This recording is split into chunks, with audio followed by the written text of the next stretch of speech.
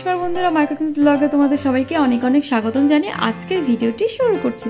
তো বন্ধুরা, মা আজকে রান্না করবে কষা সয়াবিন। তাহলে চলো দেখি মা কীভাবে রান্না করছে।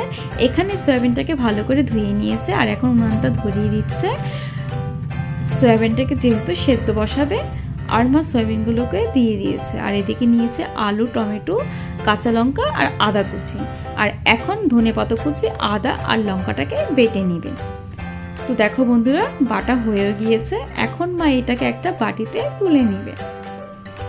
আর এদিকে সয়াবিনটাকে ভালোভাবে সেদ্ধ করে নিয়েছে আর সয়াবিনের জলটাকে ছড়িয়ে নিয়েছে। আর এখন সয়াবিনটাকে মা মেখে নেবে।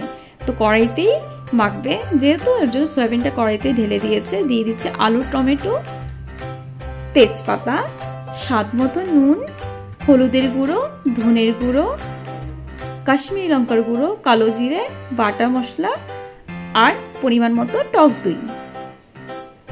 দিয়ে দিচ্ছে শাহি গরম মশলার গুঁড়ো আর সবশেষে দিয়ে দিচ্ছে সর্ষের তেল। এখন মা ভালো করে সয়াবিনটাকে মেখে নেবে।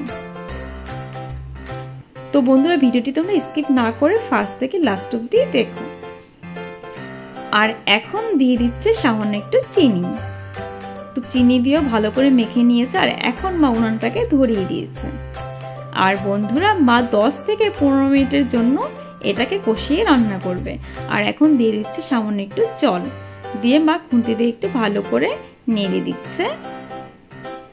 আর এখন মা এটাকে ঢেকে দিবে।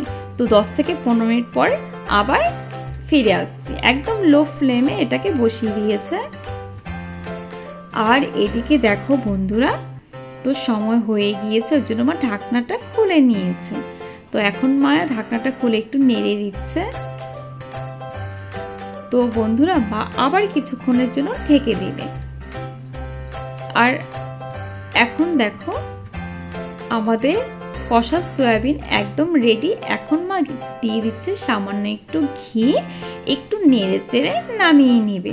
তো বন্ধুরা, ভিডিওটা যদি ভালো লেগে থাকে অবশ্যই লাইক, কমেন্ট, শেয়ার করো আর সাবস্ক্রাইব করে আমাদের এই ছোট্ট চ্যানেলটির পাশে থেকো।